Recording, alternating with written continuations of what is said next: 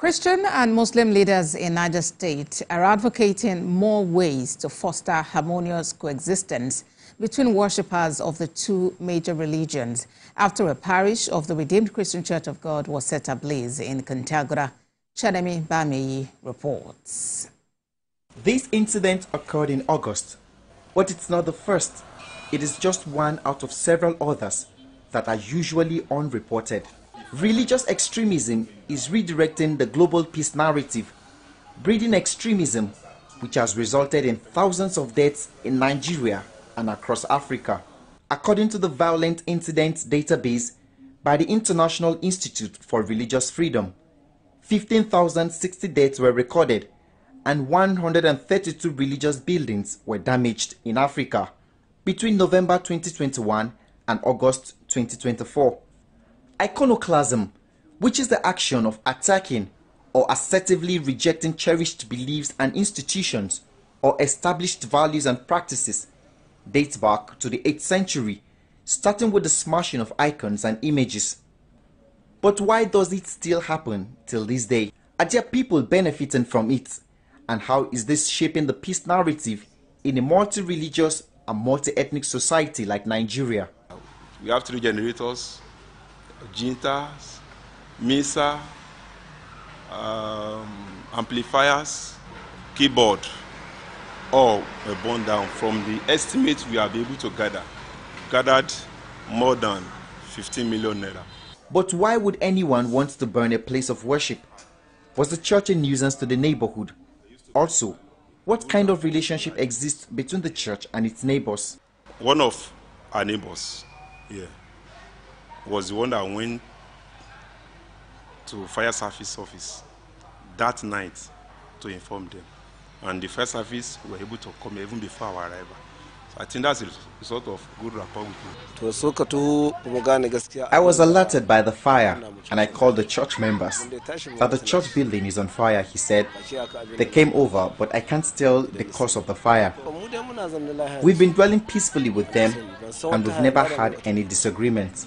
Attempts to speak with the Emir of Kontagora failed, but the leadership of the church confirmed that the Emirate Council sent a representative to empathize with them after the attack. But in Mina, we spoke with Sheikh Nuruddin Lemu, the director of the Dawa Institute, a well-researched scholar on Islamic laws and interfaith dialogue. The problem, unfortunately, is every community can have one complaint it wants to have about the other. Part of the identity or the supposed identity of religious scholars is that they are concerned more with justice, with compassion, with forgiveness, with patience, but also promoting good and prohibiting bad and collaborating. Especially if there is some kind of violence, we try to call the people to exercise some patience, because you cannot use violence to solve problems. The Public Relations Officer of the Niger State Police Command, Wasiu Abiodun, said investigations are still ongoing. So far so good. Nothing has been reported, nothing has been heard. Neighbors did not observe anything, and that is why as it stands, it still remains fire incident, and nobody has been able to really tell us what could be the cause of the fire. It's Sunday morning. Worshippers are arriving at the church. A great man, because he found.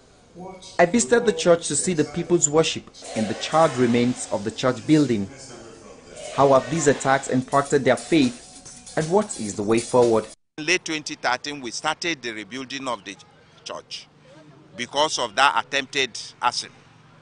So by 2014, October, we had finished this building. We had put on rafters. We wanted to start knocking the sheet the following morning.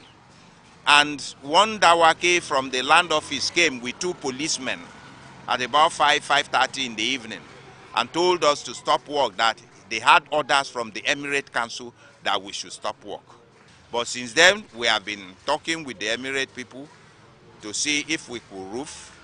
The Emir set up a committee. We met several times, headed by the Sadauna of the Emirate, who also is late.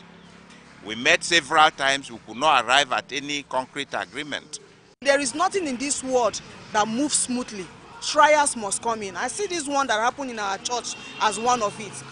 Even though what we experienced this morning, we find it very difficult to connect with our general overseer in Lagos during the message.